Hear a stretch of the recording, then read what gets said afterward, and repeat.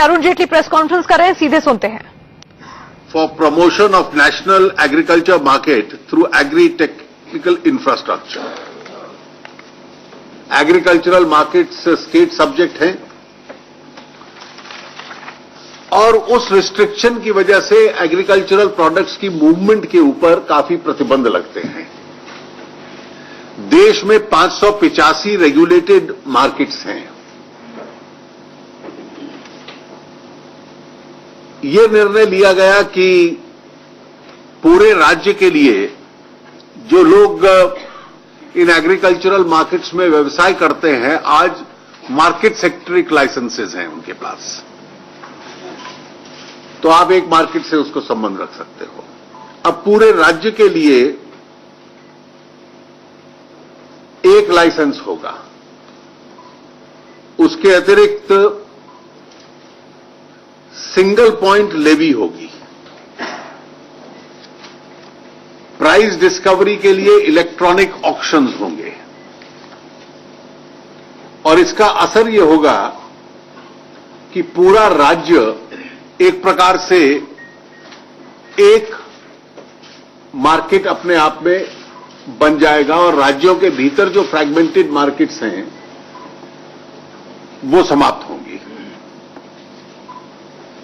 अलग अलग राज्यों को भी ये कहा गया है कि तो हर राज्य का अपना लॉ है, तो जो उनका प्लेटफॉर्म होगा वो एक दूसरे के साथ मिलता जुलता होगा, ताकि एक राज्य को एक मार्केट बनाना, यानी छोटी छोटी फ्रैगमेंटेड मार्केट्स को समाप्त करके बड़ी मार्केट बनाना, कि seamless transfer of agricultural commodities in the state can take place, जिससे किसान के लिए बाजार का साइज बहुत बढ़ेगा। वो केवल एक कैप्टिव मार्केट तक सीमित रहेगा, ये नहीं होगा। दूसरा कदम इसका है कि राज्यों के भीतर भी समन्वय लाकर उसके प्लेटफॉर्म को एक प्रकार से कॉमन करना, कि आने वाले कल में अगर राज्य के बियॉन्ड भी जाने की स्थिति हो तो उसके संबंध में विचार किया जा सकता है। कृषि के इन दो महत्वपूर्ण निर्णयों के अलावा जो स्किल डेवलपमेंट एक सरकार की स्किलिंग इंडिया कार्यक्रम है, उसमें के संबंध में भी कल महत्वपूर्ण निर्णय हुए हैं। स्किलिंग इंडिया कार्यक्रम है, उसमें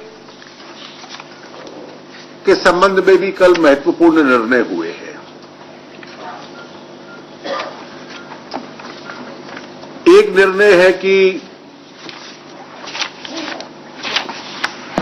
national policy for skill development and entrepreneurship 2015 इसको अप्रूव किया गया है।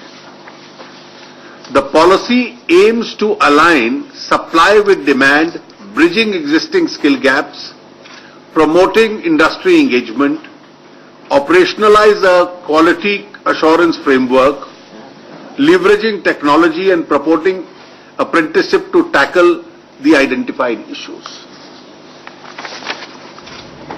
इसके अतिरिक्त common norms for skill development schemes implemented by the Government of India. वित्त मंत्री अरुण जेटली को आप सुन रहे थे, लेकिन इस बीच एक बड़ी खबर